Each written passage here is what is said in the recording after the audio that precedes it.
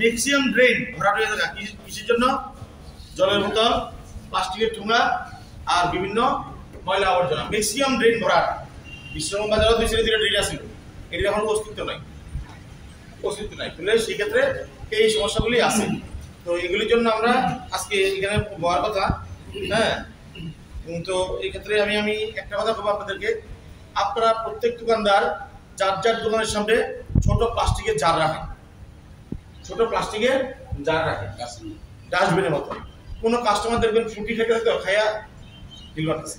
একটা চা দোকান চা বিক্রি করে কাপটা করে রাখবো, কোনো একটা ইয়ে রাখে না, কাপটা ড্রেনের করে রাখতেছে।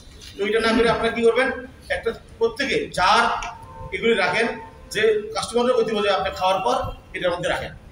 ঠিক আছে, আমরা বড় ডাস্টবিন দেব। পরবর্তী সময় আপনারা নিশ্চয়ই বাজার থেকে প্রত্যেকে এটা খাজনা বা একটা ট্যাক্স কালেকশন করেন, 1 বা 2 লেবার রাখেন। আমরা মানে কার্ড দেবো, ওই যে ফুল কার্ড, ওই যে ঠেলা দেওয়া ময়লাগুলো নেই, সেগুলি মানে ছোট জার থেকে সংগ্রহ করলো, ওই ফুল কার্ড দিয়ে ঠেলা দিয়ে নিয়ে বড় জারটা ফেলাইল। এরপর আমরা বিশালগড় মিউনিসিপ্যাল কাউন্সিল যে গাড়ি আছে, 10 দিন জমলো, ফুল হয়ে গেল বা 5 দিন ফুল হয়ে গেল, তখন আপনারা আজকে মিটিংয়ে রিজলিউশন নেবে, লইয়া সিইও বিশালগড় একটা চিঠি যে এই ময়লাগুলি তুমি নাও, কি তারা তাদেরকে শুধু তেল খরচটা দিও, কারণ তারা এটা একটা মিউনিসিপ্যাল বডি, তারা লাভ চাইতে না, অন্য কিছু না। তারা তেল খরচ আর ড্রাইভারের খরচটা দিলে তারা সপ্তাহে 1 দিন এই ময়লাগুলি নিয়ে যাবে, কারণ এগুলি আগরতলা নিয়ে বলায় ওই দেবেন্দ্রনগরে, আমরা এখানে করুন।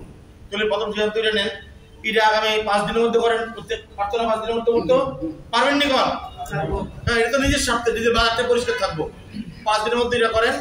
সেকেন্ড হচ্ছে, এখানে কিছু লোক ইট ভাঙতেছে, এগুলি কিন্তু রাস্তার পাশে ন্যাশনাল গ্রিন ট্রাইব্যুনাল, এটা সরাইতেই দিব। হ্যাঁ, এগুলো এইভাবে ওপেন রাস্তার পাশে এই ধুলাবালি আয়া পড়তেছে প্যাসেঞ্জার বা যারা পথিক আছে।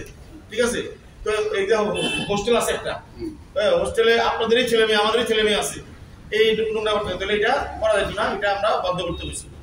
সেকেন্ড হচ্ছে আরেকটা, যে রাস্তার 2 পাশে দেখবেন মাংস বা মাছতলিয়া ঘর, এগুলি রাস্তার পাশে এইভাবে মাছ বিক্রি করাটা সঠিক ঢাকা বিক্রি করতে। আর যদি ভিতরে মাংস সেট আছে না, আগামী দিন ভিতরে কিভাবে সেট করা যায় এটা দেখতে। এগুলির জন্য আমরা আর ওইদিকে শুকর নিয়ে বসে, কোনো অসুবিধা নাই। আপনারা আপনারা ঢাকেন আর নতুবা ভিতরের দিকে বসেন, যে কোনো একটা করেন, কারণ এইভাবে ওপেন করা যায় না।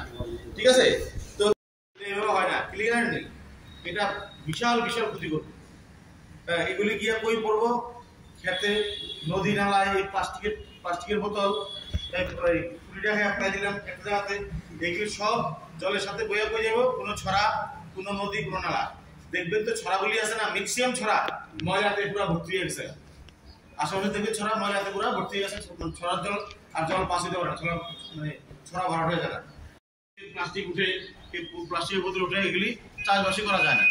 তাহলে আপনি মনে করতেন যে আমি তো এখানে পালাইছি, ছড়া তো এখানে নাই, এগুলি আলটিমেটলি জলের তো ভেসে যায়। ড্রেন কেন বলেন তো? ড্রেন আপনারা শুধু যারা মাছ বিক্রি করতেছেন, একটা ট্যাক্সের ব্যাংক করেন না, এখানে মাংস পাওয়া যায়, এলাকায় না মাংসটা বেশি যায়। ঠিক আছে।